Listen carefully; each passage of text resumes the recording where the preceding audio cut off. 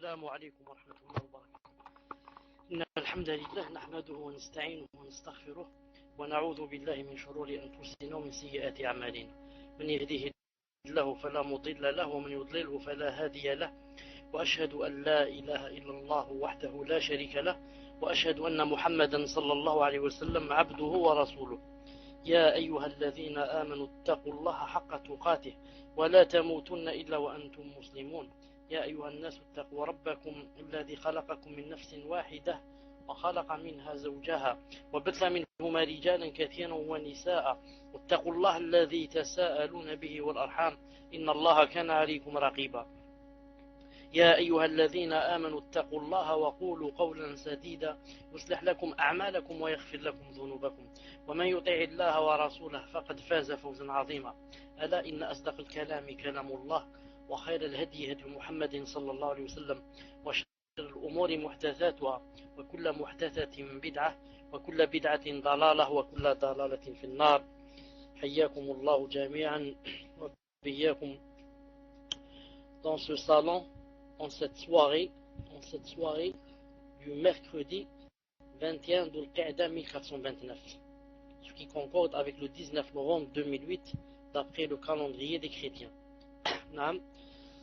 Avant de commencer, Inch'Allah Ta'ala, je voudrais demander pourquoi je viens d'installer le e-chatter là, mais je ne trouve pas sur quoi il faut appuyer pour entrer dans le salon. C'est-à-dire j'ai installé l'autre, mais il n'y a rien où je ne trouve pas où il faut appuyer pour entrer. Est-ce que vous connaissez la raison, Inch'Allah Ta'ala? Est-ce que vous connaissez la raison? Ensuite, je ne sais pas pourquoi ce programme, chaque semaine il faut le renouveler. Chaque semaine il faut le réinstaller. Comme d'habitude. C'est-à-dire, c'est quoi comme d'habitude? Est-ce qu'il faut rebooter? Action.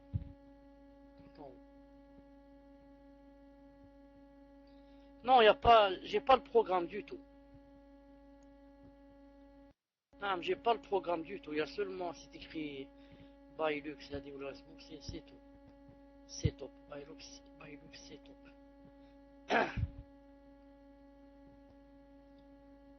Il faut le réinstaller. Je l'ai réinstallé. Non.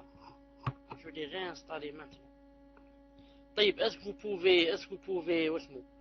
vous pouvez diffuser sans que je sois moi dans ce programme? Vous pouvez diffuser sans que je sois avec vous. Alhamdoulilah, tafadlalou.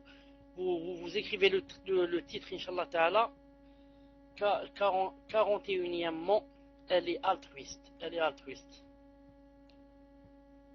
Donc que quelqu'un essaie d'ouvrir l'autre programme et de mettre en stéréo mix. Elle est altruiste. Bismillahirrahmanirrahim. Même en n'étant pas riche, altruiste, vous savez ce que ça veut dire? Altruiste, c'est quelqu'un qui préfère, disons, les autres à soi-même. En arabe, l'altruisme, en arabe, l'ithar, c'est quelqu'un qui préfère, qui dévance les autres sur lui-même. Même en n'étant pas riche, la musulmane imprégnée des principes de l'islam préfère les autres à elle-même. L'altruisme est un caractère noble qui doit distinguer toute croyante sincère, car il s'agit d'une qualité appréciée et recommandée par l'islam. Les Ansar, c'est-à-dire les Médinois, furent les pionniers en matière d'altruisme.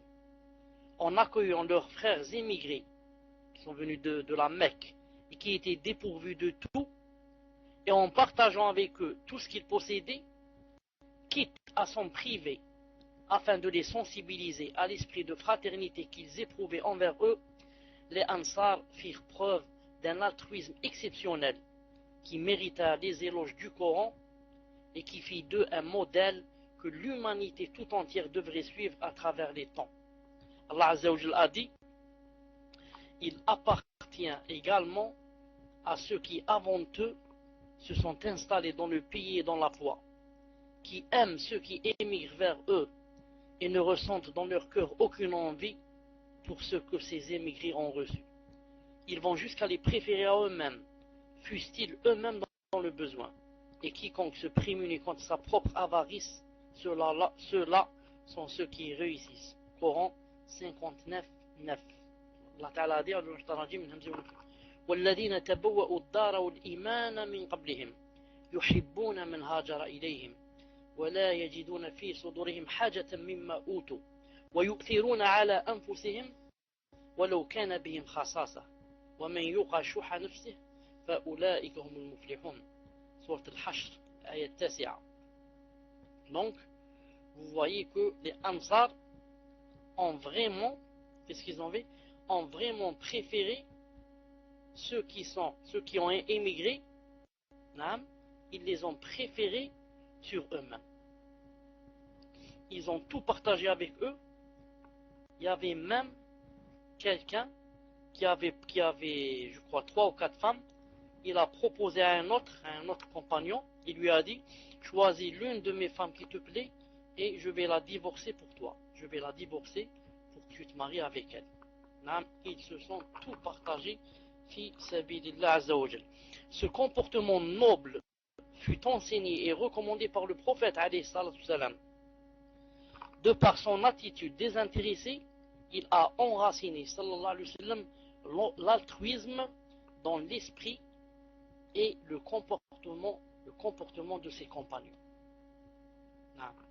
On rapporte à ce sujet que Sahl ibn Sa'd radiyallahu ta'ala anhu a dit: une femme apporta au messager d'Allah sallallahu alayhi wa sallam un châle tissé et lui dit: je l'ai tissé de mes propres mains pour t'en revêtir, spécialement pour toi, ya Rasulullah sallallahu alayhi wa sallam. Le prophète alayhi sallam, en ayant besoin, il le prit. Il sortit ensuite de chez lui, drapé du châle, comme l'on porte un panier. Alors quelqu'un lui dit: qu'il est beau ce châle, offre-le-moi pour m'en revêtir. Oui, répondit le prophète sallallahu alayhi wa sallam. Il s'assit d'abord et termina la rencontre, puis il revint chez lui, plia le châle et l'envoya à l'homme qui l'avait demandé. À ce dernier, certains dirent: tu n'as pas bien agi. Le prophète alayhi salam a porté le châle parce qu'il en avait besoin. Malgré cela, et sachant parfaitement qu'il ne refuse rien à personne, tu le lui as quand même demandé. Alors l'homme répondit: par Allah, je jure par Allah, je n'ai pas demandé le châle pour m'en revêtir, mais pour qu'il me serve de linceul. Alors Sahl ajoute: ce fut effectivement son linceul lorsqu'il mourut, parce qu'il a participé à sa mort. Il a dit: en effet, ce fut son linceul lorsqu'il mourut. Hadith rapporté par Bukhari. Voir Fath al-Bari, volume 3, page 143 et volume 4, page 318. Le messager d'Allah sallallahu alayhi wa sallam pratiquait l'altruisme et aimait voir ses compagnons le pratiquer. Il y voyait le fruit de ses enseignements concernant cette attitude noble. On rapporte à ce sujet qu'il a dit: quand ils sont à court de provisions dans une expédition militaire, ou quand à Médine la nourriture destinée à leur famille est insuffisante, les Ash'ari réunissent toute la nourriture qu'ils possèdent dans un seul vêtement. Ils réunissent toute la nourriture qu'ils possèdent dans un seul vêtement, puis se la partagent à part égale en se servant du même pot. En cela, ils font partie des miens et je suis un des leurs. Hadith rapporté par Bukhari et Muslim. Grâce aux recommandations du Coran et de la Sunna, puis grâce à la conduite noble du prophète sallallahu alayhi wa sallam, l'altruisme est devenu une qualité distinctive des premiers musulmans. Ces derniers ont transmis cette valeur de solidarité sociale aux générations qui les ont suivies. Et c'est à notre tour de la concrétiser et de l'enraciner dans les esprits de nos enfants afin de maintenir les liens de fraternité qui caractérisent la société musulmane. 42e, elle est hospitalière. Elle est hospitalière. Vous écrivez: elle est hospitalière. Muslim, est-ce que la salle sur le Hitchater est ouverte? Si oui, C'est quoi le nom du salon? C'est quoi le nom du salon? Car ce n'est sûrement pas mon salon. C'est quoi le nom du salon? C'est le même que le vôtre. C'est étonnant comment on peut avoir deux mêmes salons. C'est étonnant. المهم, elle est hospitalière. La musulmane sincère, écoutez bien ce qui va venir, surtout pour les sœurs. Les frères aussi, mais surtout pour les sœurs. La musulmane sincère accueille la femme qui vient chez elle en hôte avec joie et s'empresse de lui accorder son hospitalité. Ce faisant, elle répond à l'appel que le messager d'Allah a adressé à tout croyant en Allah et au jour dernier. Et qui dit, qu'a dit le messager d'Allah? Il a dit, celui qui croit vraiment en Allah et au jour dernier, qu'il gratifie son hôte. Je répète, celui qui croit vraiment en Allah et au jour dernier, qu'il gratifie son hôte. Qu'il gratifie, ça veut dire qu'il l'accueille bien. Son hôte, hadith rapporté par Bukhari Muslim. Selon les termes du messager d'Allah sallallahu alayhi wa sallam, gratifier son hôte est une récompense qu'on lui doit. C'est un acte qui représente en quelque sorte un signe de reconnaissance envers celui qui nous rend visite, pour nous avoir offert l'occasion d'accomplir cette bonne œuvre qui consolide la foi et plaît à Allah Azza wa Jal. Le prophète sallallahu alayhi wa sallam a dit, celui qui croit vraiment en Allah et au jour dernier, qui gratifie son hôte en lui accordant sa récompense. En quoi consiste cette récompense? Lui demanda-t-on. Il répondit, alayhi salam, le gratifier durant un jour et une nuit. L'hospitalité est de 3 jours et tout ce qui est accordé au-delà est une aumône. Hadith rapporté par Bukhari ou Muslim. Donc, quand il y a un invité qui vient, ce qui est obligatoire, c'est quoi? C'est un jour et une nuit. C'est un jour et une nuit. C'est obligatoire. C'est-à-dire, si on ne le fait pas, on a un péché. Si on ne le fait pas, ni moi, ni mon voisin, ni l'autre, ni ne veut gratifier cet autre, ni l'inviter à dormir, à manger, etc. On a tous des péchés. Si quelqu'un le fait, alhamdoulilah, celui qui l'a fait a des récompenses et les autres n'ont pas de péché. C'est combien? Un jour et une nuit. Le deuxième jour, c'est conseillé. Le troisième, c'est bien. Au-delà des 3 jours, c'est seulement une aumône. Si on veut, on le fait. Si on veut, on ne le fait pas. Gratifier ses hôtes est une œuvre convoitée par toute musulmane ayant une foi sincère en Allah et au jour dernier. Et ce, en raison de la rétribution qui lui est due et la bonne réputation dont elle jouit parmi les gens. C'est aussi une œuvre dont les normes et les modalités sont fixées par l'islam. Donc, conformément au hadith qu'on vient de lire, l'égard généreux dû aux visiteurs se limite à une nuit et un jour. Ensuite, l'hospitalité s'étend à 3 jours pour celui qui veut. Les jours suivants ne feront pas partie de l'hospitalité, mais seront considérés comme aumônes, dont la rétribution sera inscrite dans l'actif du croyant ou de la croyante. Conformément à l'islam, gratifier l'hôte visiteur n'est pas une faveur facultative, susceptible d'être soumise à l'humeur ou à l'appréciation personnelle, mais c'est plutôt un devoir qui incombe à tout musulman et à toute musulmane. À ce sujet, le messager d'Allah alayhi salam a dit: la nuit d'hospitalité due à l'hôte est un devoir qui incombe à tout musulman. Celui qui ne reçoit pas son hôte, le laissant devant sa porte jusqu'au matin, lui sera redevable. Celui-là aura le choix de réclamer son dû ou de se désister. C'est rapporté par Bukhari dans Adab Mufrad, volume 2, page 207. Quant à ceux qui ne supportent pas la visite des autres et leur ferment la porte au visage, ils sont bien dépourvus de la bonté et on ne peut espérer aucun bien de leur part. Imam Ahmed rapporte que le prophète a dit: aucun bien ne réside en celui qui n'est pas hospitalier. Boire al-Musnad, volume 4, page 155. Ces transmetteurs figurent parmi ceux admis par Bukhari et Muslim. Mieux, dans un autre hadith, le messager d'Allah sallallahu alayhi wa sallam autorise l'autre visiteur, l'invité, c'est-à-dire, à prendre ce qui lui revient de droit si on le lui refuse par pure avarice.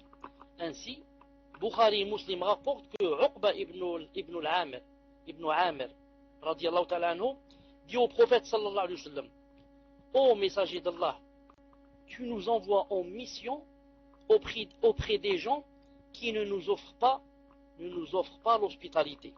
Qu'en juges-tu donc? Il répondit sallallahu alayhi wa sallam: lorsque vous descendez chez des gens qui ordonnent de vous donner l'hospitalité, acceptez-la. S'ils ne le font pas, prenez-leur tout ce qui revient de droit à l'hôte.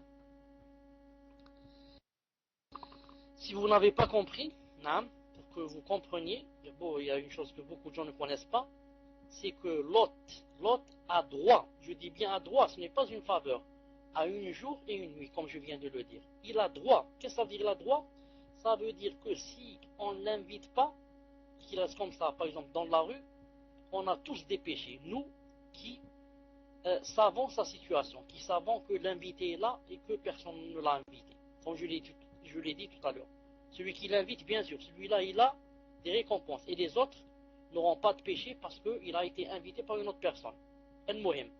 Maintenant, si quelqu'un vient en note et tout le monde le refuse, à part les péchés qu'on a, il va chez le juge au tribunal et il dépose plainte et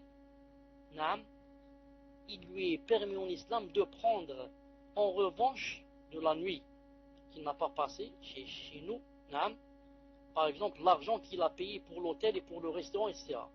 On doit, nous les voisins, le tribunal va nous convoquer et on doit lui donner cet argent, et mieux encore, on doit même peut-être payer une amende. C'est pour ça que le messager de Allah a dit qu'il pouvait prendre, en contrepartie de ce qu'on ne lui a pas fait. Il peut prendre comme ça des choses en contrepartie de ce qu'on ne lui a pas donné. Gratifier l'hôte visiteur est une valeur morale intrinsèque de l'islam. Quelle que soit sa condition de vie, la musulmane sincère ne refuse jamais de gratifier ses hôtes et n'incite jamais son époux à ne pas les accueillir. Car l'islam lui a enseigné que la nourriture destinée à 2 personnes suffit pour 3. Et celle destinée à 3 personnes suffit pour 4. D'après Abu Huraira, qu'Allah Azza wa Jalla agrée, le messager d'Allah a dit: la nourriture de 2 personnes suffit pour 3. Et la nourriture de 3 suffit pour 4. Hadith rapporté par Bukhari et Muslim. D'après Jabir ibn Abdullah, radiallahu ta'ala anhu, le messager d'Allah a dit: la nourriture d'une seule personne suffit pour 2. Et celle de 2 suffit pour 4. Et celle de 4 suffit pour 8. Hadith rapporté par Bukhari et Muslim. Subhanallah al-Azim. Vous avez entendu le hadith? La nourriture d'une personne suffit pour 2. Celle de 2 suffit pour 4. Celle de 4 suffit pour 8. Il suffit seulement quoi? De dire Bismillah avant de commencer et d'avoir dans le cœur que Allah Azza wa Jal va faire descendre la baraka. Allah Azza wa Jal va faire descendre la bénédiction. Très vite, on va tous, alhamdoulilah, être rassasiés. Pourquoi? Parce qu'on fait ça pour Allah Azza wa Jal. Allah Azza wa Jal va aider et va descendre quelque chose qui s'appelle la baraka. Et la nourriture de 2 va suffire pour 4 et celle de 4 va suffire pour 8. Ça me rappelle maintenant un autre hadith authentique où le messager d'Allah a dit que le musulman mangeait et buvait dans un seul intestin et que le kafir mangeait et buvait dans 7 intestins. 7. Il mange 7 fois plus que le musulman. D'ailleurs, vous remarquez pour les kuffars comment le fait de manger et de boire, combien ça a d'importance, une très grande importance, le fait de manger et de boire. il prépare le pique-nique pour manger et de boire un mois et 2 mois à l'avance. Et le tel poisson et tel je ne sais pas soupe, c'est très très important. Si jamais il loupe cette soupe ou ce poisson, il peut tomber malade. Alors que le musulman, il peut manger un peu de pain, un peu de fromage, un peu de pain, un peu de blé, et il dit alhamdoulilah, il va dormir. Mais le kafir, s'il ne mange pas, c'est très grave. S'il ne mange pas, il y a un plat spécial. Pourquoi? Parce qu'il mange dans 7 intestins. C'est pour ça qu'Allah Ta'ala dit dans le Coran وَالَّذِينَ كَفَرُوا يَتَمَتَّعُونَ وَيَأْكُلُونَ كَمَا تَأْكُلُ الْأَنْعَامُ وَالنَّارُ مَثْوًى لَهُم. Allah Ta'ala dit وَالَّذِينَ كَفَرُوا, les kuffars, يَتَمَتَّعُونَ, c'est-à-dire ils jouissent يَتَمَتَّعُونَ de cette vie. وَيَأْكُلُونَ كَمَا تَأْكُلُ الْأَنْعَامُ, et mangent comme mangent les bestiaux. Et mangent comme mangent les bestiaux. Ce n'est pas moi qui ai dit cela, c'est Allah Ta'ala qui a jugé que les kuffars mangeaient comme mangent les bestiaux. Il a dit, enfin il a terminé le verset en disant et leur fin ce sera Jahannam, ce sera l'enfer. Vous avez remarqué que le kafir, Allah l'Adim, qui se croit moderne, qui se croit émancipé, qui se croit je ne sais pas quoi, il mange tout. Il mange les rats, il mange la souris, il mange les cafards, il mange les vers de terre, il mange les tortues, il mange les serpents, il mange le crocodile, il mange le singe, il mange tout, a'udhu billah, tout. Et il se croit émancipé, il se croit civilisé, il se croit la hawla wa la quwwata illa billah.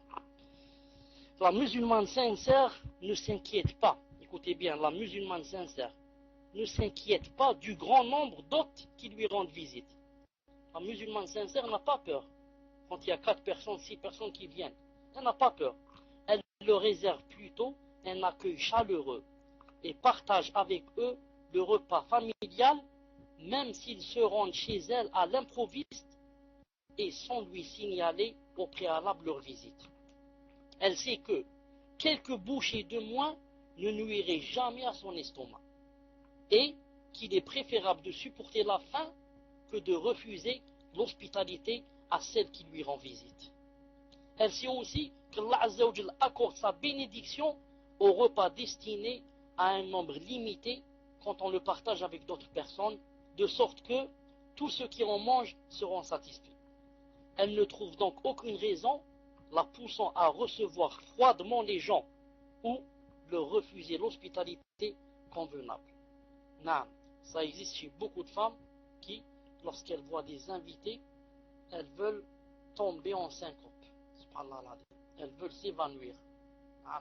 Quand les invités viennent, surtout s'ils viennent au moment du manger. Ce n'est pas très poli, mais il arrive qu'ils arrivent au moment du manger. Et surtout, s'il n'y a pas beaucoup à manger, et surtout s'il n'y a que le repas des enfants. Les plus vertueux parmi nos prédécesseurs, représentent l'exemple suprême en matière de générosité envers l'hôte visiteur. Écoutez bien le hadith suivant, il illustre particulièrement ce qu'on vient de dire. Bukhari Muslim rapporte qu'Abu Hurayra radiallahu ta'ala anhu a dit: un homme vint trouver le prophète sallallahu alayhi wa sallam et lui dit: ô messager d'Allah, je suis affligé.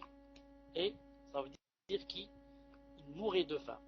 Le prophète alayhi wa sallam envoya alors à ses épouses quelqu'un pour leur demander si elles pouvaient le nourrir. Mais elles répondirent: nous n'avons que de l'eau. S'il veut venir, marhaban bih. Mais la ghalb, il n'y a que de l'eau. On va lui servir de l'eau à boire. Il n'y a rien de caché. Ni dans le congélateur, ni dans le frigo, il n'y a rien à cacher. Ce n'est pas comme de nos jours. Quand il vient l'inviter, on lui donne peut-être le repas ou la chose qu'on allait manger, qu'on allait jeter. On ne lui donne pas, si on a caché un peu le poulet ou la celui-là on le cache. On le laisse quand il part lui. Quand il part, on va le faire rôtir. Mais tant qu'il est là l'invité, on va lui donner du riz. Ou on va lui faire des lentilles. Et on va lui dire: Masha'Allah, les lentilles, Elles sont bonnes les lentilles, mashallah, ça fait longtemps qu'on ne les a pas mangées, mashallah. Naam. Et le poulet, on le cache jusqu'à ce qu'il parte. Qu'Allah Azza wa Jal enlève de nos cœurs l'avarice. Alors, qu'est-ce qu'elle répond dire? Naam. Elle répond dire, nous n'avons que de l'eau. C'est-à-dire, s'il y avait autre chose, marhaban bih. Mais on n'a que de l'eau. Alors, le messager d'Allah alayhi salam a dit, y a-t-il quelqu'un pour recevoir ou bien accorder l'hospitalité à cet homme? Moi, dit un homme des Ansar de Médine. Il emmena alors l'homme chez lui et dit à sa femme, sois hospitalière vis-à-vis de l'hôte du messager d'Allah. Attention, c'est l'hôte de qui? Du messager d'Allah. Sois hospitalière vis-à-vis de l'hôte du messager d'Allah. Mais je n'ai que de quoi préparer le repas des enfants, répliqua-t-elle. Naam, marhaban bih, mais attention, je n'ai que ce qui suffit aux enfants. Naam, prépare le repas. Il lui répondit, puis éteins la lampe et endors les enfants quand ils voudront manger. Alors c'est ce qu'elle fait. Il lui a dit, prépare le repas, ensuite endors les enfants, naam, et endors les enfants, et ensuite donne-nous à manger et je te dirai ce qui va se passer. Naam.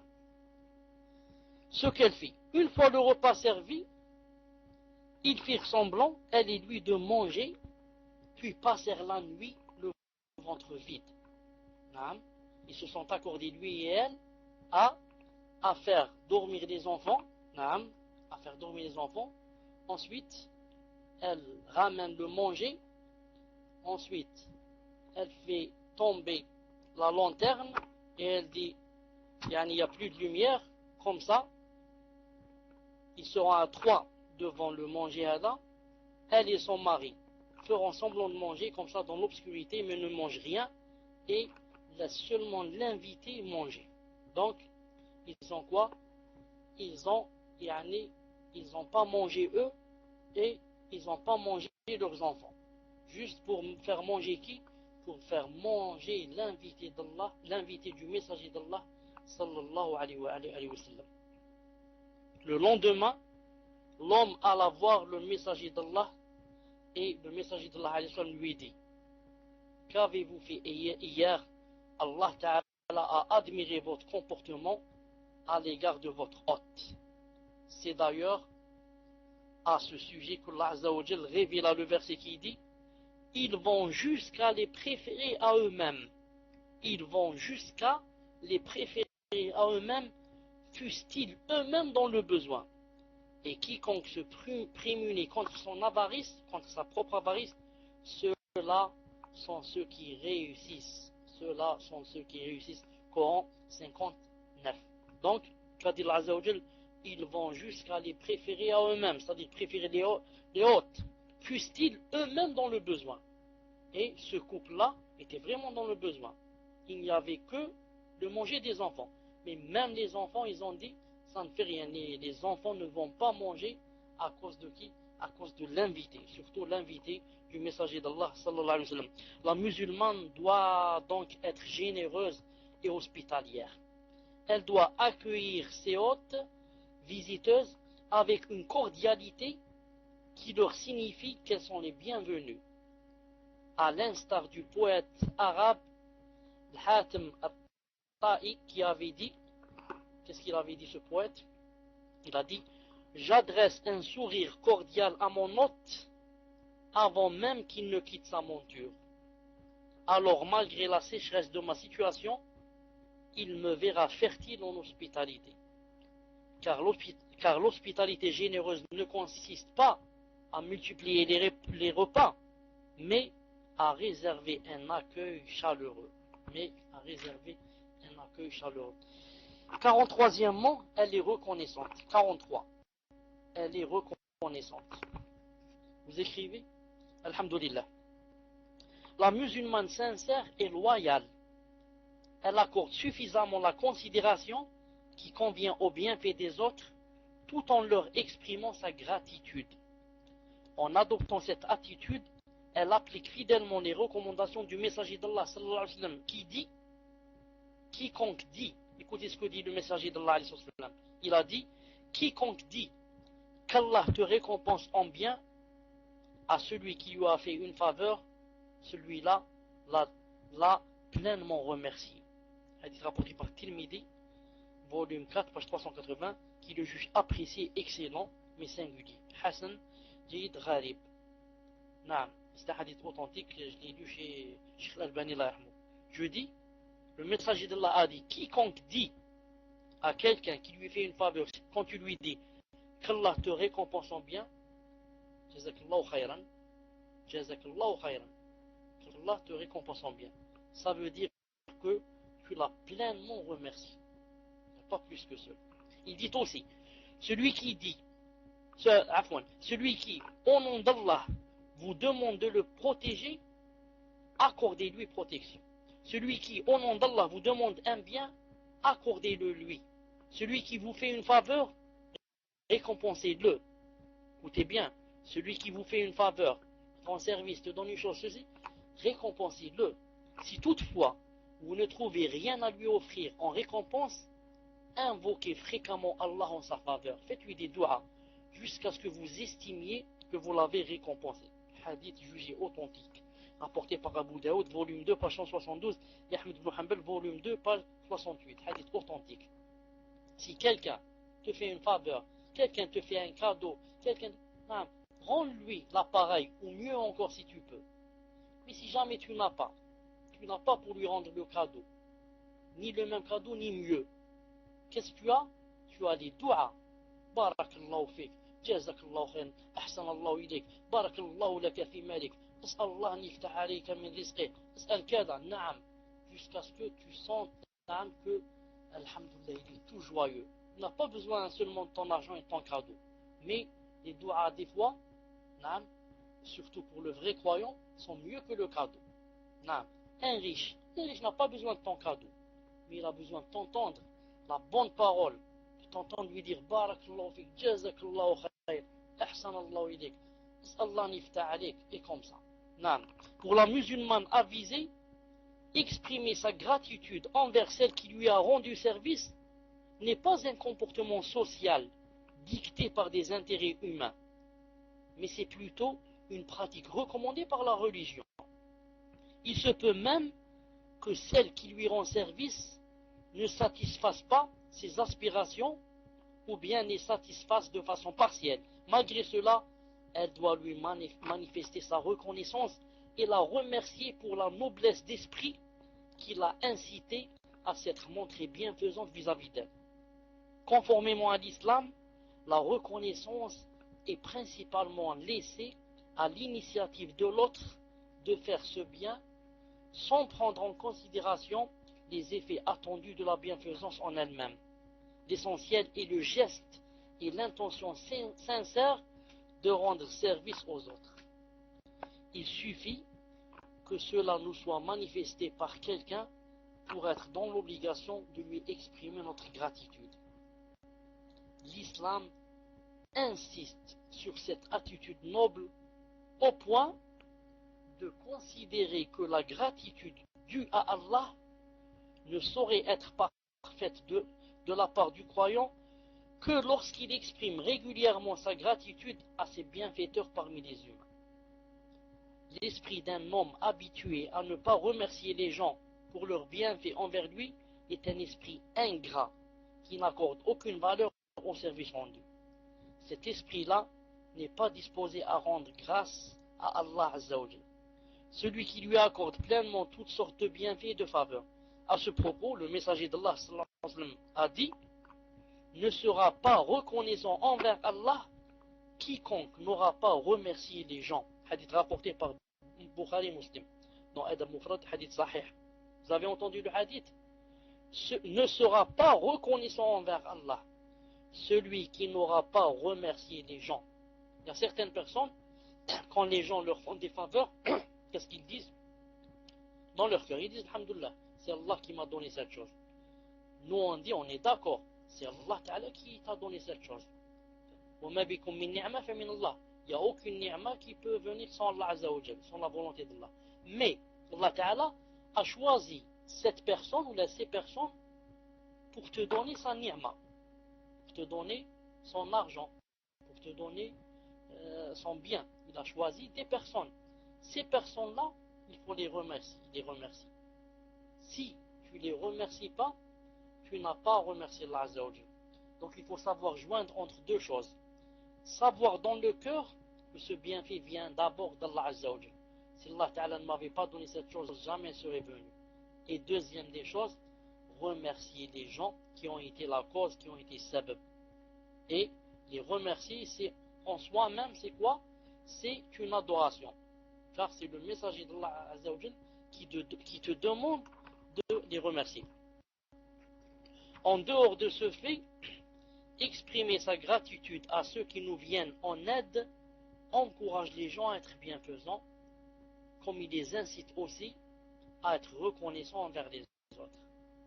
Serviabilité et reconnaissance, voilà deux attitudes que toute musulmane sincère doit observer dans ses relations sociales, car elles sont appréciées et encouragées par l'islam. Voilà, Inch'Allah Ta'ala, pour le dars d'aujourd'hui. Dans 5 minutes, Inch'Allah Ta'ala, il sera 22h.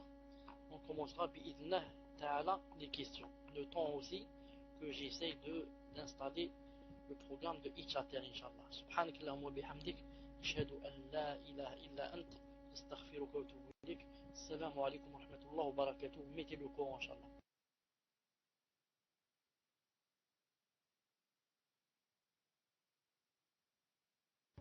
Assalamu alaikum wa rahmatullahi wa barakatuh. On commence, bi'idna Azza wa Jal, la série de questions-réponses en ce samedi. Bi'idna Azza wa Jal. Une seconde, Inch'Allah Ta'ala. En ce samedi, bi'idna Azza wa Jal. Afwan. En ce mercredi, bi'idna Azza wa Jal, 21 Dhul Qa'da 1429. C'est-à-dire le 19 novembre 2008, bi'idna Azza wa Jal. On commence directement par Mouwahidin. Inch'Allah Ta'ala. Tafaddali. Et n'oubliez pas que 2 personnes par dans ce programme et une personne dans le Itchater, Inch'Allah Ta'ala. Tafaddali. Assalamu alaikum. Bismillah, hayakumullah, Cheikh. Est-ce que le fait de parler d'un secret, ou alors de parler du cas de frères ou de sœurs sans citer leur prénom rentre dans la médisance? Jazakallahu khair. Tfaddal, Cheikh. Alaykoum salam wa rahmatullah wa barakatuh. En principe, quand on ne cite pas les noms, ni les prénoms bien sûr, ça ne rentre pas dans la médisance. Naam. Mais il se peut qu'une chose se soit passée par exemple dans une petite ville et que tout le monde est au courant de cette chose. Maintenant, si on va parler même sans citer les prénoms, tout le monde sait qu'on parle de cette personne. Naam.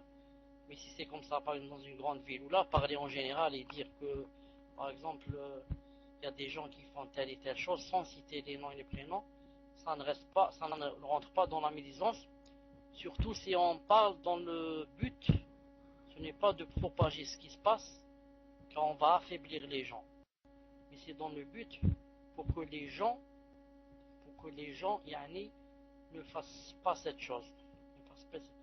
Elle dit même si c'est un secret.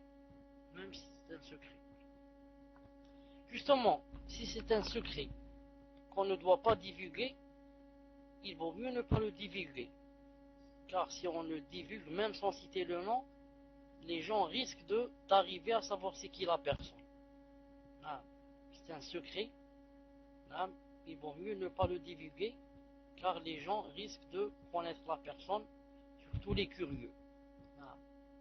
Il vaut mieux le garder, comme on l'a vu une fois dans le DAS. Et si on a une nasiha à faire, on l'a fait à la personne qui nous a dit le secret.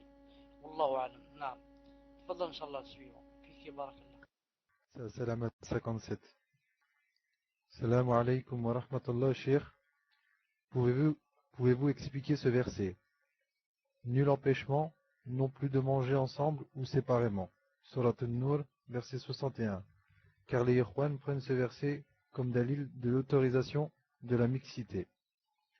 Tfadal Cheikh. Wa alaykum salam wa rahmatullah wa barakatuh. Naam, je venais de lire le verset dans Sourate An-Nur. J'ai profité aussi de jeter un coup d'œil sur ce qu'a dit l'imam Sa'di rahimahullah sur le verset. Naam. Ce verset n'a rien à voir avec la mixité. Ce verset parle de l'aveugle et de celui qui par exemple est amputé, etc. Naam, que c'est permis de manger avec eux. Et ensuite il a dit que quand on est dans une maison, il est permis de manger en groupe, un repas familial, comme il est permis de manger seul. C'est pour montrer que en islam, il n'y a pas d'embarras. Il n'y a pas d'embarras. Si on veut manger à deux, on mange à deux. Si on veut manger en groupe, on mange en groupe. Si on veut manger seul, on mange seul. Et bien que tout le monde sait que manger manger en groupe, c'est le meilleur. Manger en groupe, quand un plat on s'entoure autour d'un plat, c'est mieux que de manger chacun dans son plat. Juste avant, ou chez vos amis. Naam, ou sadiqikum. Non, Allah Azza wa Jal veut montrer que, quand il a dit sadiqikum, ce n'est pas obligé qu'on soit ensemble et qu'on mange. Mais il est dit que, quand on rentre chez un ami, c'est-à-dire on peut manger même sans lui demander la permission. C'est-à-dire qu'il est permis chez un ami de manger. Si par exemple je suis dans le salon, il y a devant moi par exemple un plat, comment ça s'appelle, où il y a les fruits. Allah Ta'ala m'a permis de manger. Le fait que cette personne m'ait ouvert la porte et je suis chez elle, parce qu'il m'est permis par exemple de manger des choses qui sont à ma portée. Cela c'est permis d'après le verset. D'après le verset, Allah Azza wa Jalla m'a donné la permission. Ça ne veut pas dire que je serai en mixité ou je ne le serai pas. La mixité n'a rien à voir ici avec ce verset. Et la mixité, ça a quoi? Ça a le jugement, un autre jugement qui est cité dans d'autres textes. تفضل إن شاء الله le prochain. Donc là on passe à Itchater Inch'Allah. Ça Salaf Overblog. Salam alaykum, hayakallah. Question d'un frère. J'assiste à tous vos cours sur Paltalk depuis les débuts. Pouvons-nous dire que je fais partie de vos élèves? Barakallahu fik. Tfadal Cheikh. Wa alaykum salam wa rahmatullah wa barakatuh. On a posé cette question à Cheikh Bin Uthaymin, Allah yarhamou, et il a posé une question à cette personne qui a posé cette question. Il lui a posé une question. Quand l'autre a répondu, il a dit Naam, tu peux dire aux gens que tu es de mes élèves. Moi, je vais poser une question à cette personne. Je vais lui dire quelle est la différence entre la volonté juridique et la volonté universelle. J'attends, Inch'Allah Ta'ala, ta réponse. Quelle est la différence entre la volonté juridique et la volonté universelle? J'attends, Inch'Allah Ta'ala, ta réponse. Cheikh, il a dit que le frère n'était pas là. Il posait la question, c'est un frère qui a demandé s'il pouvait dire qu'il était votre élève, et ce frère n'est pas présent. Tfadal Cheikh.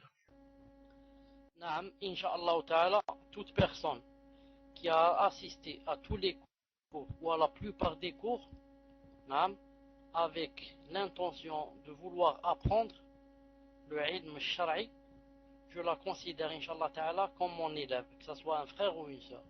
Naam, je la considère comme mon élève. Tfadal, Inch'Allah, le suivre.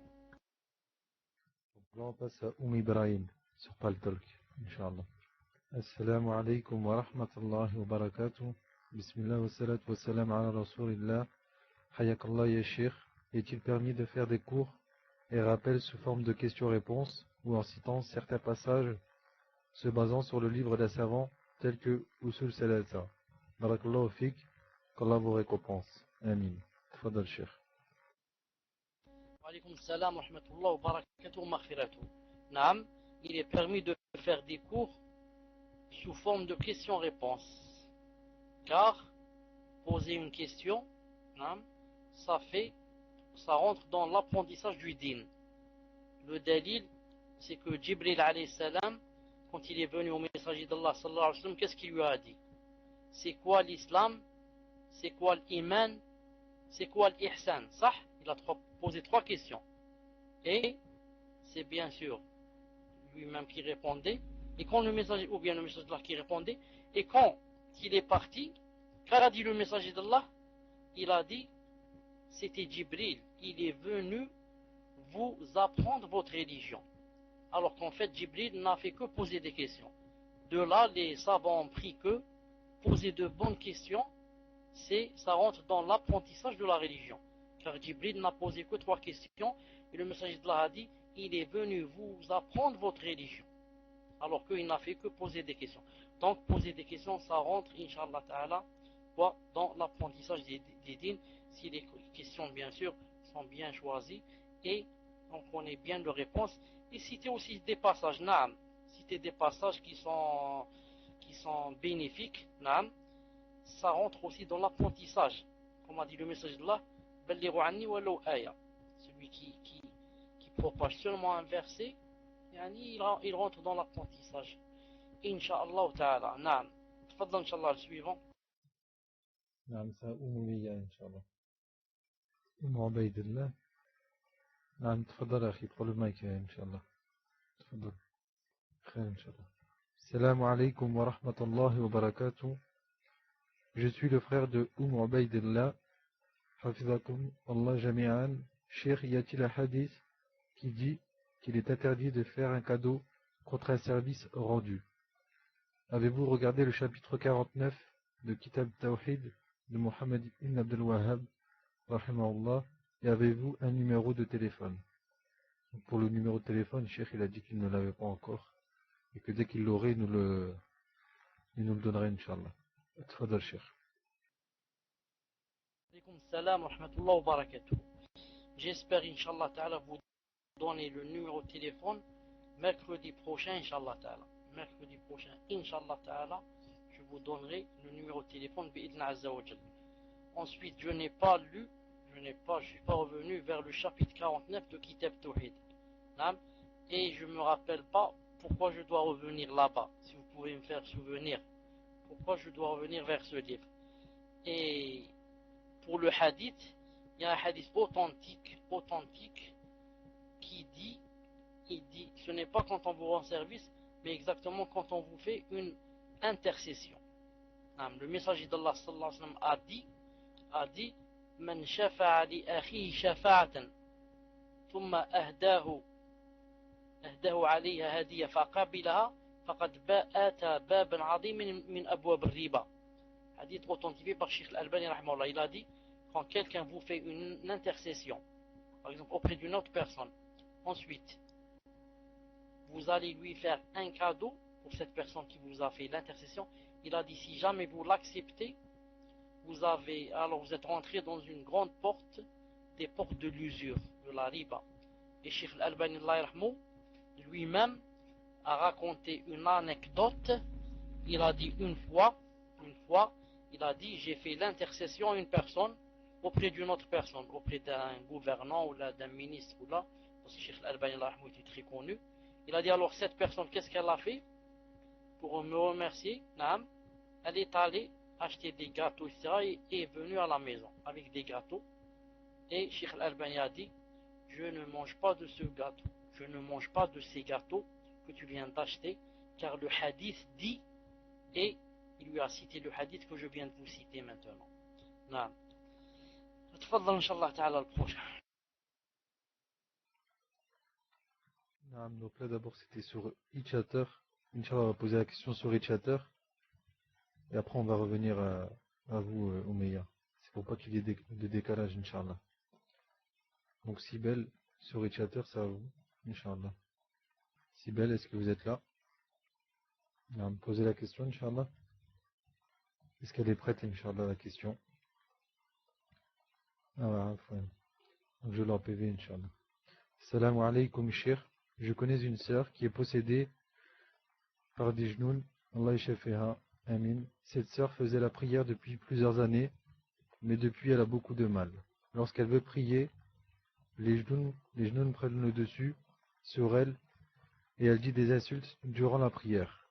Elle abandonne donc parfois des prières. Elle essaie de faire des efforts dans l'apprentissage et la lecture du Coran, mais c'est surtout la prière qui lui pose des difficultés. Étant donné sa situation, donc sa maladie, est-elle dans le péché lorsqu'elle ne fait pas la prière? Tfadal Cheikh. Alaykoum salam wa rahmatullahi ta'ala.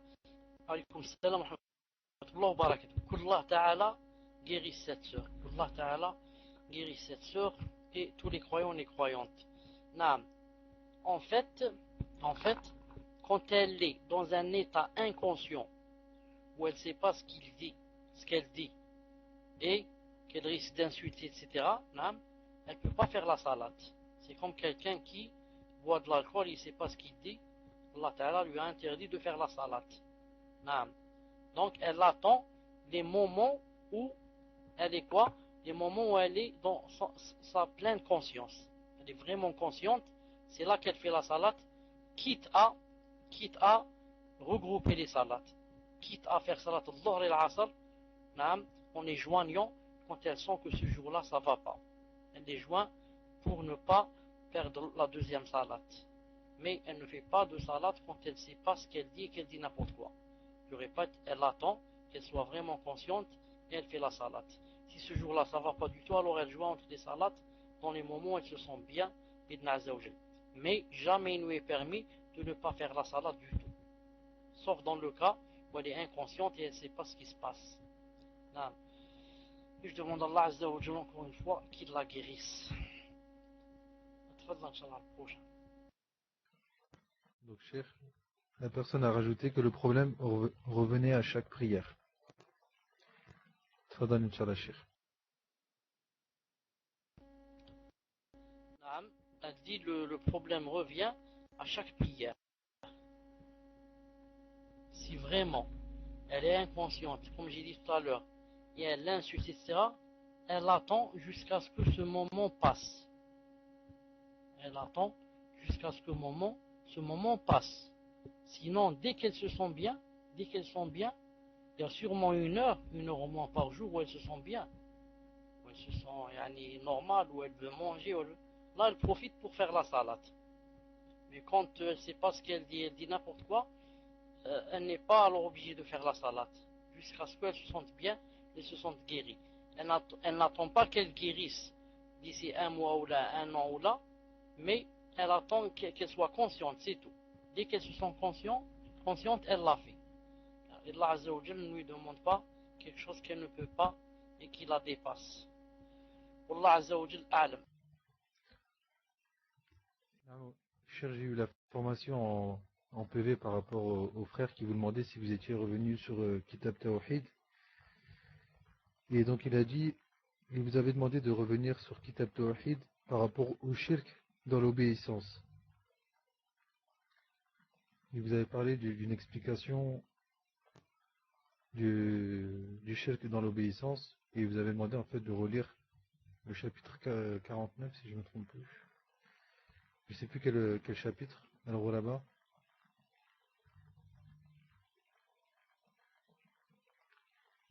Chapitre 49. Non, c'est bien que si c'est chapitre 49, je vais remonter sur la discussion. Et donc je vais vous demander en fait de revenir dessus et de lui donner plus d'informations par rapport à la question de la dernière fois. Donc là je vais lire la question de Oumeya. Salam alaykum shoukhana. Ma question concerne la aqida. Nous avons vu que les piliers de l'adoration sont au nombre de 3. L'amour, la crainte et l'espoir. Nous avons vu aussi que ces 3 actions du cœur doivent être présentes dans le cœur du croyant, Inch'Allah. En faisant des recherches, un frère nous a informé qu'il y avait divergence chez les savants sur la manière dont le croyant doit avoir la présence en lui de l'amour d'Allah, la crainte d'Allah et l'espoir en Allah. Certains savants disent que le musulman doit avoir cela en équilibre et ne pas avoir d'excès d'un côté ou de l'autre, et d'autres savants sont d'avis que lorsque le croyant est jeune, entre parenthèses donc la jeunesse, on doit avoir plus de crainte en Allah, car c'est l'âge où il est facile de faire beaucoup de péchés. Et quand on est vieux, on doit avoir plus d'espoir, car un vieux a déjà vécu sa vie et porte en lui le poids de ses péchés passés.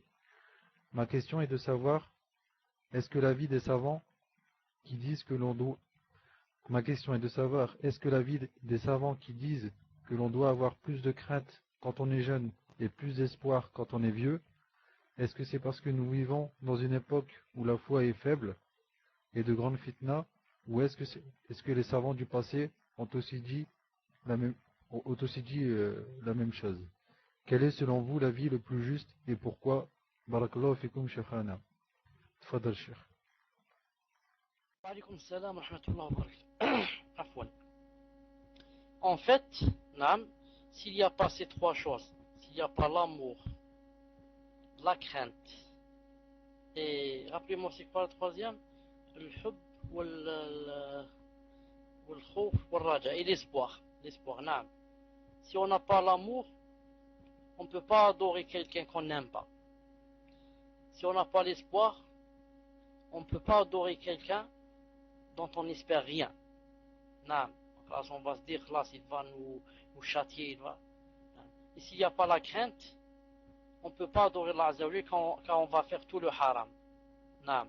C'est pour ça que ces trois choses, les trois facteurs, on doit les avoir en soi, mais qu'est-ce qu'on doit yani, faire dévancer sur l'autre? Cela dépend de la personne et cela dépend de aussi quels sont ses points faibles et ses points forts. Quels sont ses points faibles et ses points forts. C'est pour ça que les savants disent, pour quelqu'un qui a beaucoup peur d'Allah, il faut l'équilibrer avec l'espoir. Sinon, là, celui-là, il va tellement avoir peur qu'il va peut-être plus adorer Allah Azza wa Jal. Et celui qui a beaucoup d'espoir, il faut aussi équilibrer avec la peur. Et comme ça, l'essentiel c'est quoi? C'est d'avoir les trois à la fois et de savoir comment les équilibrer en général. Maintenant, ceux qui ont dit, quand il est jeune c'est comme ça, quand il est vieux c'est comme ça, tout cela c'est bien sûr, c'est quoi? Ça rentre dans les efforts des savants. Les efforts des savants qui disent des choses d'après les situations et d'après les temps. Mais ce que je veux dire, et je répète, l'essentiel c'est de les avoir les trois. Et quand on a beaucoup de crainte, il faut se baser sur l'espoir. Quand on a beaucoup d'espoir, il faut revenir vers la crainte. Et comme ça. Wallah subhanahu wa ta'ala a'lam. Naam. Wallah subhanahu wa ta'ala a'lam. Donc c'est Minhajul Haq. Par contre, Cheikh, Inch'Allah, si vous l'autorisez, j'avais une annonce à faire par rapport à des frères du nord de la France qui ont pour but en fait de créer une association pour la Da'wa Salafiyya. Et cette association en fait est en cours. Et si vous permettez, en fait, je voulais mettre un lien pour contacter donc cette association, car ils sollicitent en fait le soutien des frères et sœurs. Alhamdulillah. Barakallahu fikum, Cheikh.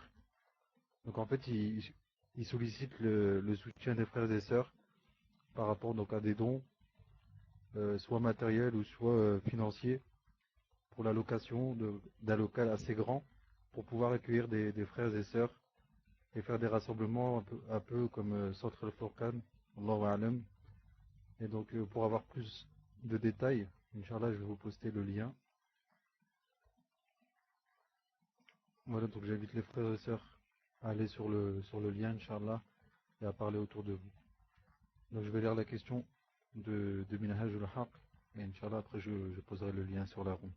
Barakallahu fikum, ya Sheikh. Donc la question, Assalamu alaikum wa rahmatullah ya Sheikh, ahsanallahu ilayk. Ya Sheikh, finalement je donne mon tour à une sœur qui a apparemment une question urgente. Khair Inch'Allah. Jazakallahu khayran ya Sheikh, et qu'Allah le Tout-Puissant vous préserve, ainsi que vos proches. Amin. Assalamu alaikum wa rahmatullah ya khati, votre épouse de ma part, barakallahu fikum. Donc la question de Umm Ubaydillah. Salamu alaikum Sheikhana, une sœur vous demande dans quelles conditions peut-elle se marier sans l'autorisation de son père. Sa situation est très difficile, son père refuse tous ses prétendants sans raison. Il lui a interdit de prendre des cours d'arabe et de din, il lui interdit la mosquée, il lui interdit le djilbab, il a divorcé avec sa mère, et même sa mère est très instable psychologiquement. Elle l'a menacé de brûler sa maison si elle se mariait, Cette sœur veut partir de chez elle et se marier avec le, avec le frère sans son père, car maintenant elle ne peut plus supporter la pression de son père. Il l'empêche de pratiquer son dîn et il est dangereux pour elle. Sa foi est au plus bas, son père est très instable. Il y a quelques mois, cette sœur s'est retrouvée sans foyer, car son père l'avait renvoyée de chez lui et sa mère avait refusé de l'héberger. Elle est revenue chez lui pour avoir son consentement pour le mariage et elle a fait tout ce qu'elle pouvait pour l'avoir, mais maintenant, si elle ne se marie pas, elle n'aura aucune possibilité de respirer. Tfadal, Cheikh. Wa alaykoum salam wa rahmatullah wa barakatuh. Euh, pour le salam de mon épouse, je te dis alayki wa alayha salam. Elle te répond, elle aussi, tu passes le salam, Inch'Allah ta'ala. Naam, en fait, cette question, ou ce cas, est beaucoup plus familial que religieux. C'est-à-dire que la réponse en islam est connue. Mais comment on va faire familialement? Ça, c'est difficile. La réponse en islam, c'est que le père n'a pas le droit de refuser à sa fille de la marier. Surtout si celui qui se présente remplit toutes les conditions. C'est pour ça qu'en islam, elle va chez le juge et le juge lui enlève. Enlève à qui? Enlève au père la tutelle et il va la donner à, à une autre personne de la famille. Mais maintenant, où est l'islam, où est le pays musulman, où est le tribunal musulman, et comme ça. Non. C'est pour ça que Cheikh Ibn Uthaymin a dit, ceux qui ont assisté à ce cours le savent, il a dit, ça ferait vraiment plaisir que vienne le jour où la femme irait au tribunal musulman, pour déposer la plainte contre son père qui ne veut pas la marier avec celui qui remplit les conditions. Il a dit, et comme ça, elle ouvrira la porte à toutes les femmes qui sont, et toutes les sœurs et toutes les filles qui sont menacées par leur père. Il a dit comme ça, tous les pères auront peur et seront obligés de marier leur fille avec le prétendant qui correspond.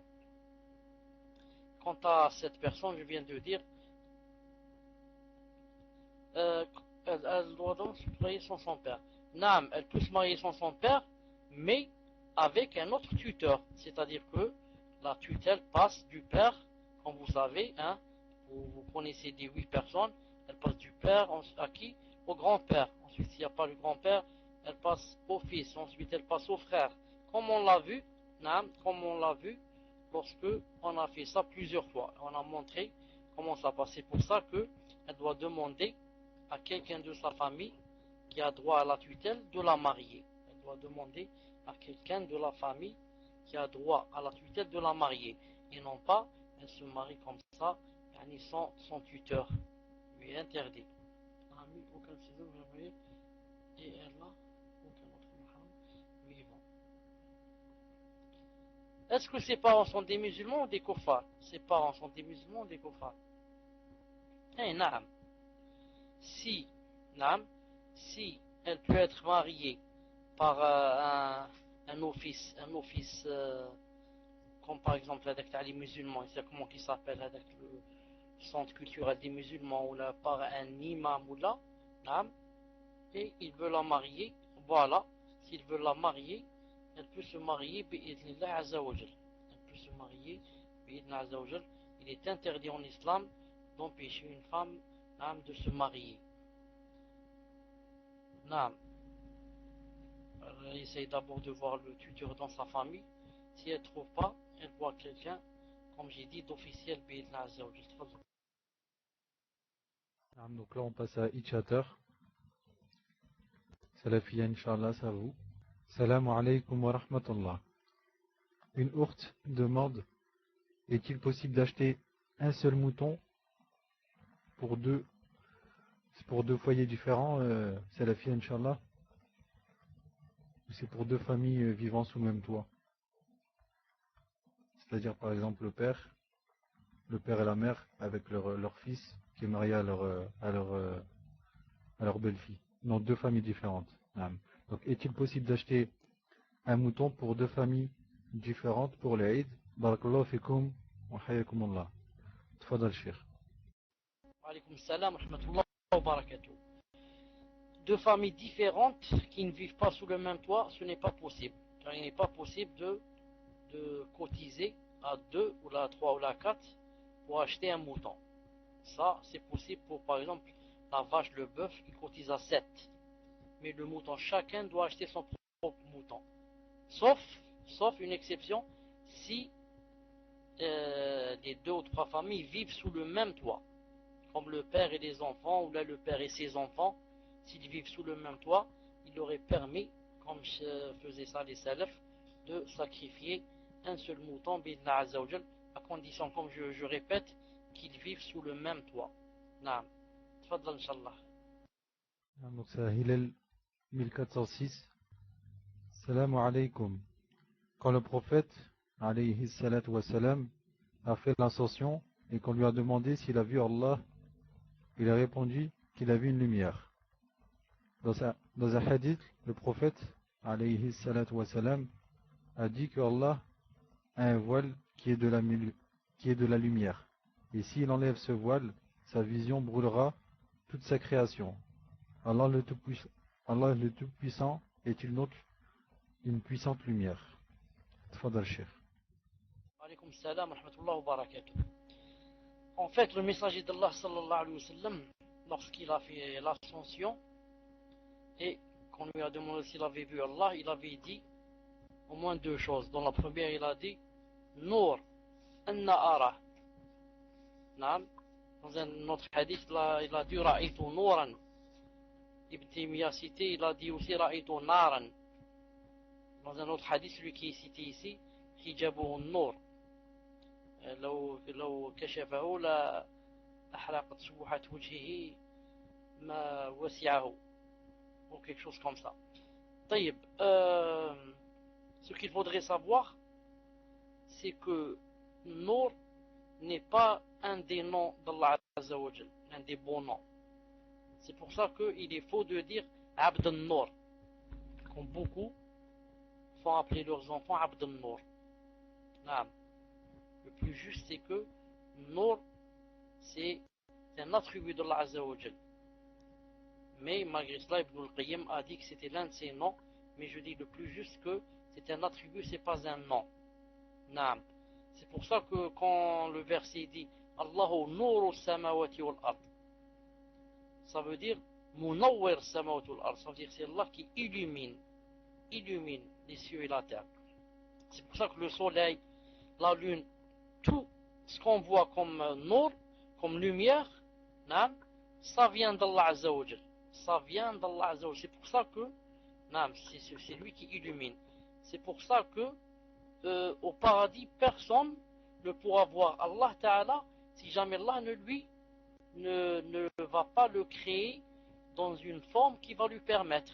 C'est-à-dire que, étant comme ça avec nos yeux, les yeux qu'on a et le cœur qu'on a, on ne peut pas voir Allah Ta'ala. Pourquoi?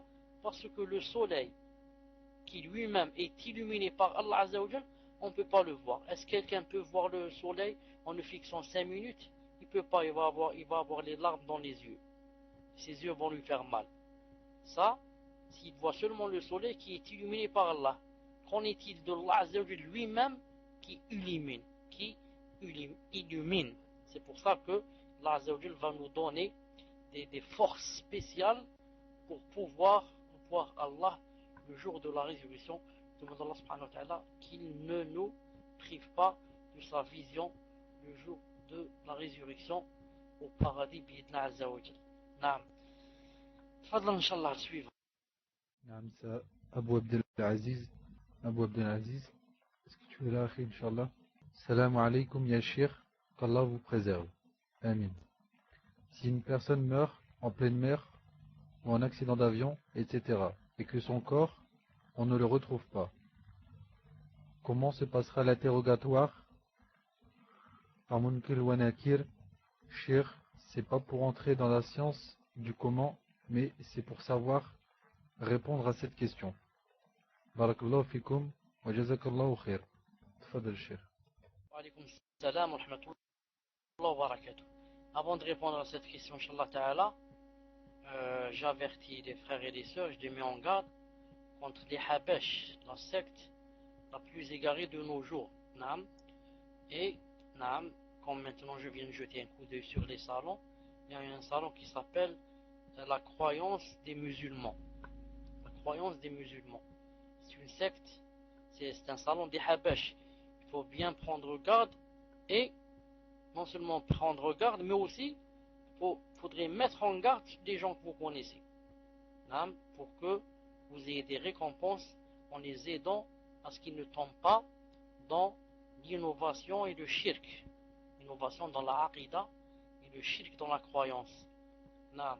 Et vous aurez des ajr pour avoir prescrit le bien et proscrit le mal et l'innovation. Taïb, on revient à la question. La réponse, Inch'Allah Ta'ala, comme disent les ulama, qu'est-ce qu'ils disent? Toute personne qui meurt, hein, soit mangée par un lion, ou bien déchiquetée, par exemple dans un accident d'avion, ou bien dans la mer, mangée par un requin, c'est à partir du moment où elle meurt, hein, l'endroit où elle meurt, cet endroit devient sa tombe. Cet endroit où elle meurt, dans le ventre du crocodile, dans le ventre du requin, quand elle est en l'air comme ça déchiquetée, elle vient de mourir là, c'est dans cet endroit que Allah Ta'ala va quoi? Va lui envoyer des anges pour lui demander les trois questions. Les savants ont dit sauf si cette personne, par exemple, on l'a fait ressortir, on l'a fait sortir du ventre par exemple du lion, et on l'a pas encore quoi? On l'a pas encore enterré. Les savants ont dit, vous pouvez lire ça dans le livre de Cheikh Ibn Uthaymin, Allah yarhamou l'Aqida al-Wasitiyya aussi, Sharh l'Aqida al-Wasitiyya, il dit que les anges ne vont pas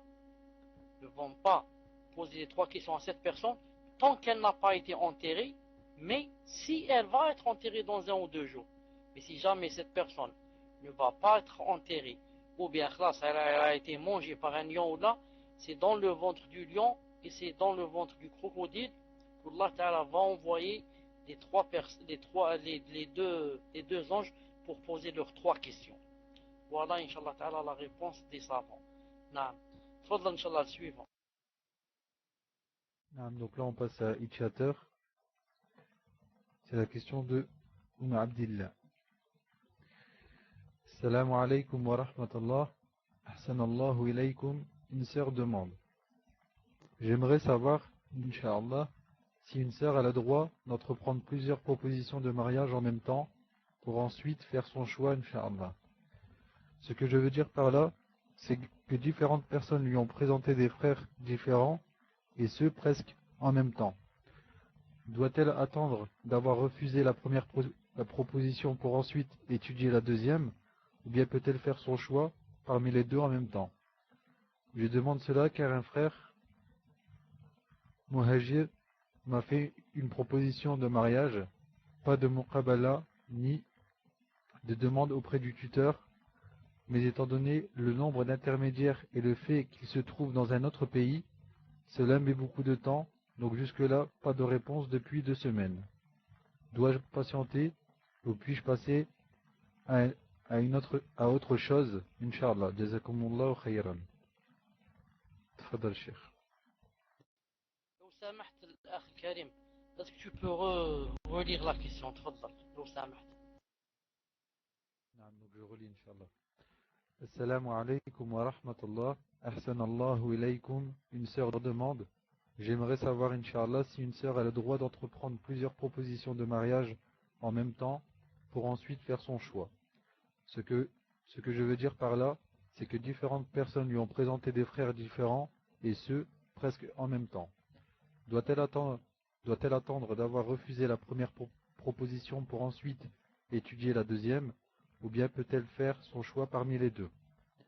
Je demande cela car un frère, donc résident à l'étranger, m'a fait une proposition de mariage, entre parenthèses, pas de muqabala, ni de demande auprès du tuteur, mais étant donné le nombre d'intermédiaires et le fait qu'il se trouve dans un autre pays. Cela met beaucoup de temps. Donc jusque-là, pas de réponse. Depuis 2 semaines. Dois-je patienter ou puis-je passer à autre chose, Inch'Allah? Jazakumullahu khayran. Tfadal, Cheikh. Wa alaykum salam wa rahmatullah wa barakatuh. Pour cette sœur, Inch'Allah Ta'ala, elle n'est pas obligée de patienter. Non, elle n'est pas obligée de patienter. Elle peut passer à autre chose. Bi'idhna azza wa jal. Ensuite, quand quelqu'un sait qu'une personne s'est proposé déjà pour une sœur, bien sûr, tout le monde sait qu'une deuxième personne n'a pas le droit d'aller demander cette sœur. Mais il arrive que quoi? Il arrive que 2 ou 3 personnes, par exemple, se présentent à la même sœur, sans que l'un des 3 sache. Ça veut dire que tous les 3 ne savent pas qu'ils ont demandé la même sœur.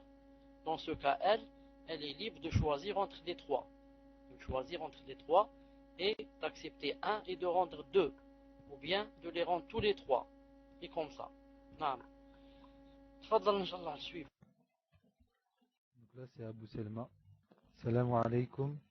Ma question est sur l'alimentation. Quelle est la règle sur l'alcool dans les nourritures ou dans les sauces? Exemple, dans un yaourt, j'ai vu des raisins trempés dans 2,5% d'alcool. Barakallahu fik. Tfadal, Cheikh.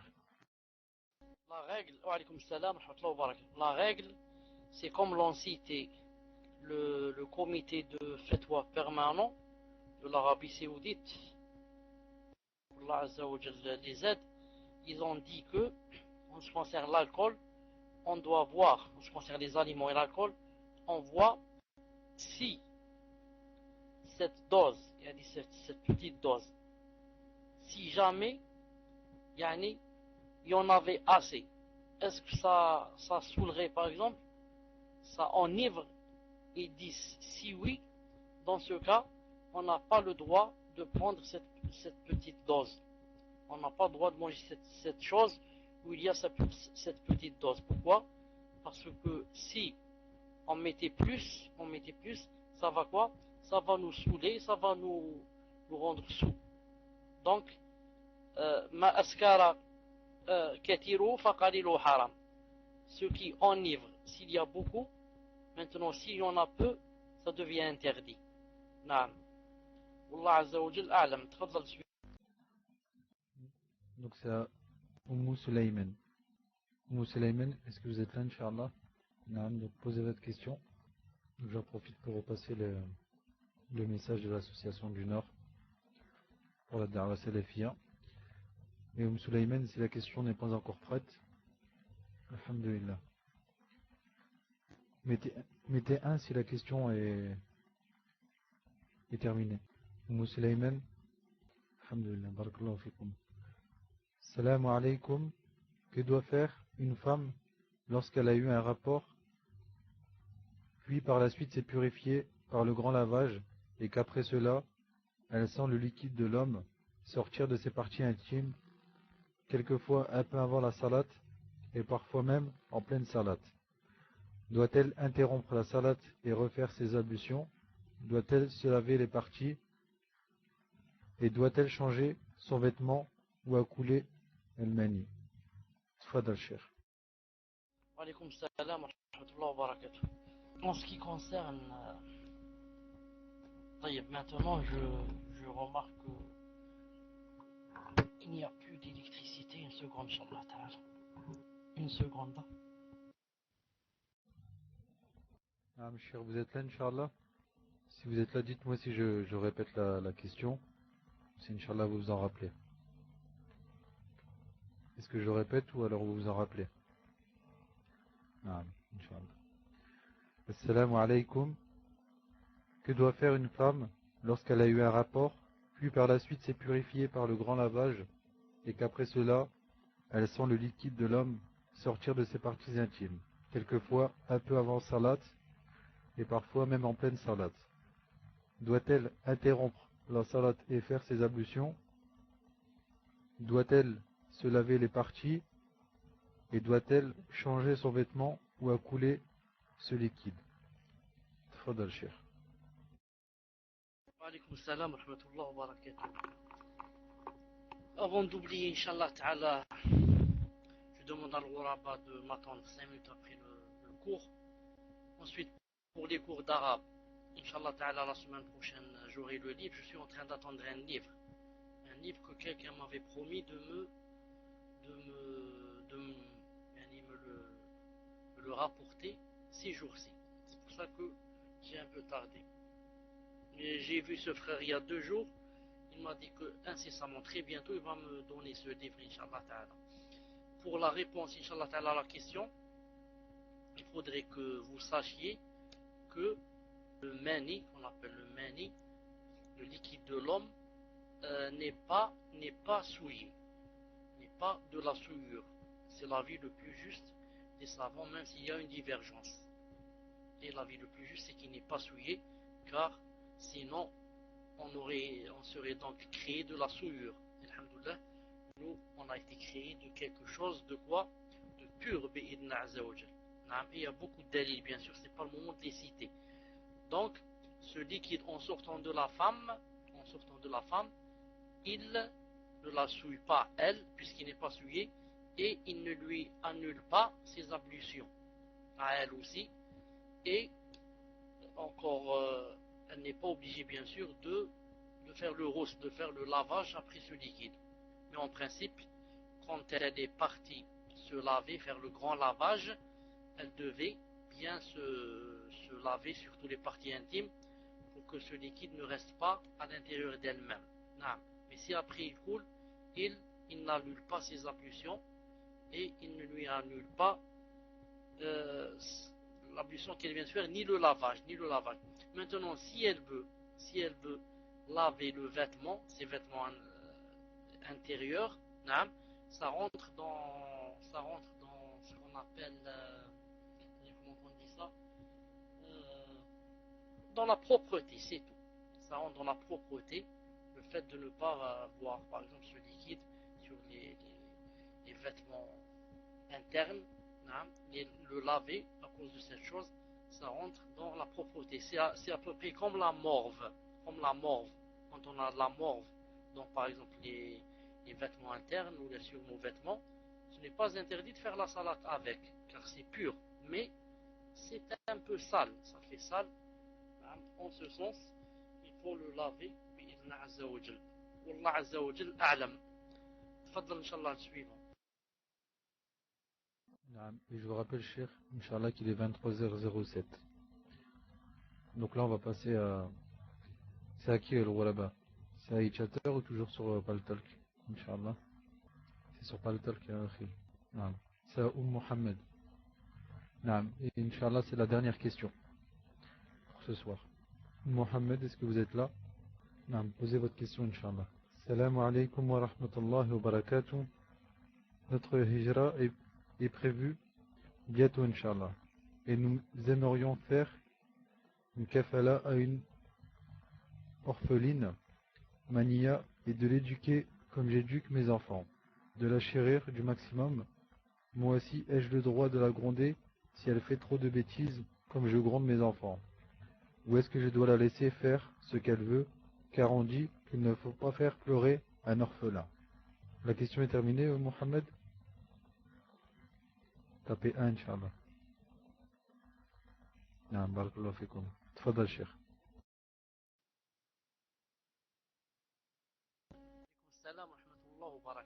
En fait, ne pas faire pleurer un orphelin, c'est quand on veut lui faire du mal.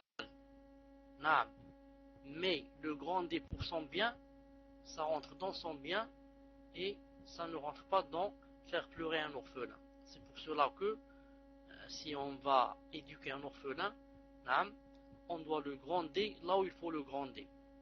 Car pourquoi? C'est pour son bien, pour qu'il s'éduque bien, pour qu'il craigne Allah, pour qu'il ait peur d'Allah et pour qu'il s'élève bien et comme ça. Mais quand on le fait pleurer en lui volant son argent, ou là en insultant son père et sa mère, ou là en insultant lui, tout ça, ça rentre bien sûr dans les péchés, il ne faut pas le faire pleurer. Mais si on le fait pleurer pour son bien, Inch'Allah Ta'ala, car c'est une chose obligatoire ici par exemple, naam, de l'éduquer, de lui faire peur, etc. Naam. Mais toutefois, et le petit tape sur la main comme les enfants, naam, la même chose, c'est comme un enfant. C'est pour ça que il ne faut pas faire la différence seulement en le tapant par exemple lui sans taper les enfants, ou bien en le grandant lui sans grandir les enfants. Ça, c'est interdit. Mais si on le met au même niveau que les enfants, Inch'Allah Ta'ala, on le grande quand on grande aussi les autres, Inch'Allah Ta'ala, ce n'est pas interdit. Allah Subhanahu wa Ta'ala a'lam. Fikum barakallah. Je vous donne rendez-vous, Inch'Allah Ta'ala, pour samedi. Subhanakallahumma wa bihamdik. Ashhadu an la ilaha